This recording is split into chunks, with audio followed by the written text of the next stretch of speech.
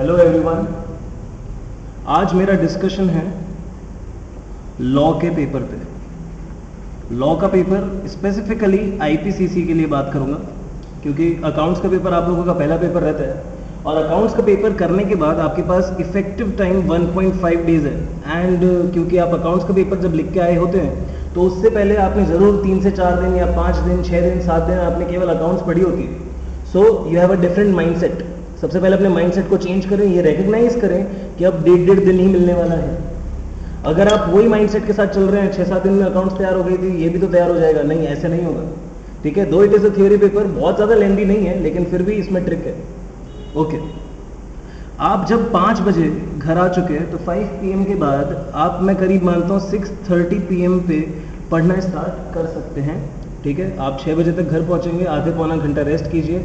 ठीक है, have T have coffee, जो भी है, जो भी चीज़ों से आप रिफ्रेश होते हैं उसको कर लीजिए। 10-15 मिनट टीवी देख लीजिए, नो प्रॉब्लम्स। उसके बाद जैसे ही 6:30 PM के आसपास का टाइम हो गया, 6:45 PM के आसपास का टाइम हो गया, you should be with your books. अच्छा, अब बुक के अंदर सर क्या स्टार्ट करें? सबसे पहले आप एथिक्स और कम्युनिकेशन वाला पोर्शन स्टार्ट करें और इसे इसी रात में ख़त्म कर दें। It should be finished when ever you sleep. ठीक है, जब भी आप सोने जाएं इसको ख़त्म करके जाएं। एथिक्स और कम्युनिकेशन जैसे ही ख़त्म हो जाएगा 40 मार्क्स आपकी मुट्ठी में होंगे। मोर ओवर इसके अंदर कोई इनडायरेक्ट, ठीक है, केस बेस्ड क्वेश्चंस आना थोड़ा सा मुश्किल है। इनफैक्ट मैं कहूँगा कि ऐसे क्वेश्चंस नहीं आते, तो आपको बहुत डायरेक्ट क्वेश्चंस मिलेंगे इसमें। तो जब डायरेक्ट क्वेश्चंस मिलते हैं तो आंसर देना आसान हो जाता है, प्लस आपकी रिमेम्बरेंस मैटर करती है। इस वजह से अगर आप इसको स्टार्टिंग में भी कर लेते हैं तो कोई खास फर्क नहीं पड़ने वाला। टुवर्ड्स दी एंड आपकी परफॉर्मेंस कोई डिटीरियोरेट नहीं करेगा कि हमने सर कम एफिशिएंसी में इसको पढ़ लिया।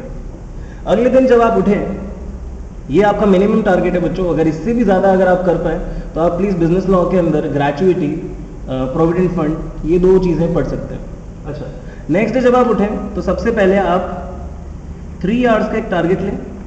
3 आवर्स का टारगेट लें और उसमें सारे बिजनेस लॉज एक्सेप्ट कॉन्ट्रैक्ट का CPT वाला पार्ट, एक्सेप्ट कॉन्ट्रैक्ट पोर्शन, कौन सा वाला? CPT वाला, इसको प्रिपेयर कर लें। ठीक है, इसको फटाफट करें बिकॉज मल्टीपल रिविजन्स काउंट होंगे बेटर रादर देन कि आपको एक में डेप्थ में पढ़े जा रहे हैं और उससे कोई फायदा नहीं हो रहा है। साथ के साथ आप इसमें क्वेश्चंस जरूर देखें PM के और उनको फटाफट रिव्यू करें, क्योंकि कभी कभी क्या होता है, हमारे दिमाग का जो डायमेंशन होता है वो क्वेश्चन देख के ज़्यादा ओपन अप होता है रादर देन कि हम लोग जब डायरेक्टली इसको करते जा रहे हैं और हम प्रोविजन पढ़ते जा रहे हैं तब होता है। ठीक है, बहुत सारे आंसर्स क्वेश्चन देख के समझ में आते हैं कि अच्छा, ओ माय गॉड, ये वाला पॉइंट तो शायद मिस कर जाते हैं। तो इस तरह से इसको प्रिपेयर करें। उसके बाद आप अपना समय डिवोट करें कंपनी लॉ को। कंपनी लॉ में भी बहुत बड़े बड़े चैप्टर्स हैं, जैसे कि मीटिंग्स के अंदर बहुत ट्रिकी क्वेश्चंस आते हैं, इसको तैयार करें।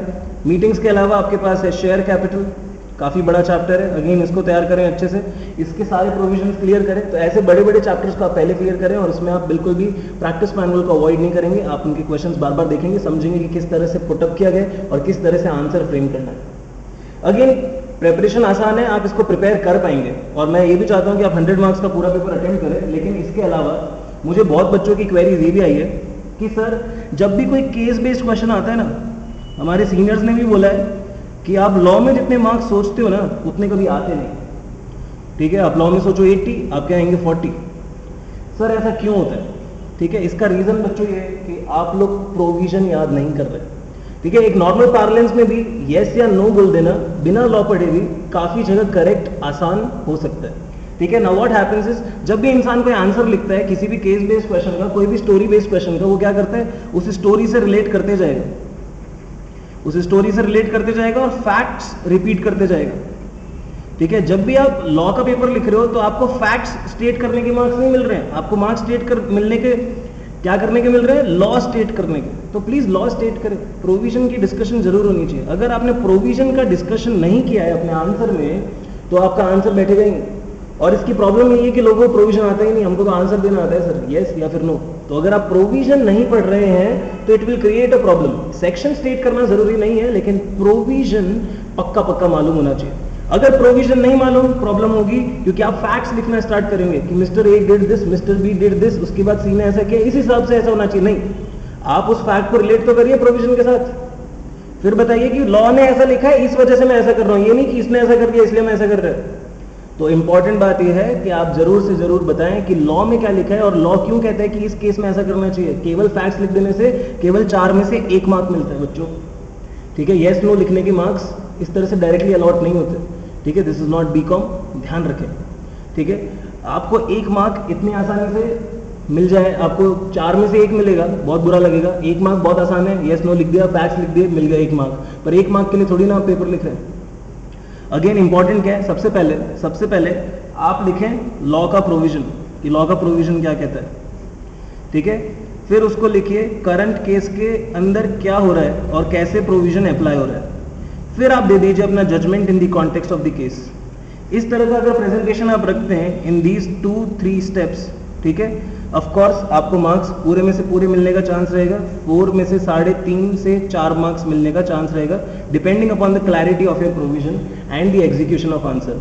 अपार्ट फ्रॉम दैट प्रेजेंटेशन बहुत मैटर करता है। जब भी आप कोई इंपॉर्टेंट पॉइंट लिखें तो अंडरलाइन जरूर करें, उसको अंडरलाइन जरूर करें। जब भी कोई हेडिंग लिखे उसको अंडरलाइन जरूर करें, मार्जिन जरूर खींचे, पेपर को जितना नीट हो सके उतना नीट बनाएं, क्योंकि नीटनेस बहुत मैटर करती है। आप अपने पेपर में अपने आप को एक्सप्रेस करते हैं तो आपका कॉन्फिडेंस लेवल आपका पेपर शो करता है, ठीक है। बहुत जरूरी है कि आप उसको नीटली करें, अच्छा स्पेसिंग दें, अच्छे तरीके से लिखें, नीट वे में लिखें, अच्छा प्रेजेंटेशन दें, क्योंकि आप लोग बहुत ज़्यादा क्रूशल रोल प्ले करते हैं सोसाइटी में। आप लोग जब अपनी प्रेजेंटेशन दिया करेंगे इन फ्यूचर, आप जो अपनी रिटन कम्युनिकेशंस किया करेंगे इन फ्यूचर, आपसे बहुत सारी एक्सपेक्टेशंस हैं। इसी वजह से इस पेपर का प्रेजेंटेशन बहुत मैटर करता है, ठीक है। कई लोग डीड्स वगैरह के आंसर में इतनी काटापीटी कर देते हैं, ठीक है, इवन तो उनका कंटेंट अच्छा होता है, उनको मार्क्स देने का मन नहीं करेगा कभी भी एग्जामिनर का। आप प्लीज़ इस बात को समझें, आप पहले प्लान करें फिर एग्जीक्यूट करें। पेपर में इतना टाइम रहता है कि आप पेपर को अच्छे से रीड कर पाएं और उसको अच्छे से एग्जीक्यूट कर पाएं। हमेशा ध्यान रखें कि क्वांटम ऑफ आंसर मैटर नहीं करता, आंसर की क्वालिटी मैटर करती है। इसलिए आप पॉइंट बेस्ड होकर आंसर दें, पॉइंट्स में आंसर दें। आप 1, 2, 3 या फिर कोई से भी एरोज यूज कर सकते हैं, no problem. Point based answer दें, टू द पॉइंट आंसर दें, प्रोविजन रिलेटेड आंसर दें, फैक्ट्स को रिपीट करने में ना रहें, ठीक है। विद दिस सिंपल एडवाइस मैं अब विदा लेना चाहता हूं बच्चों, बाय बाय। बहुत अच्छा करना है ये पेपर भी, ठीक है। ऑल द बेस्ट, और मुझे फीडबैक देते रहना। आपको अगर कोई भी चीज़ की रिक्वायरमेंट हो मुझे बताते रहना।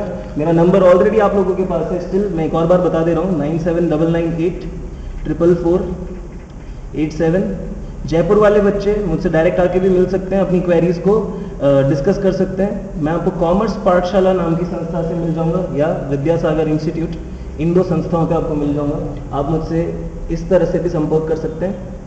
थैंक यू वेरी मच बच्चों, have a nice day, enjoy.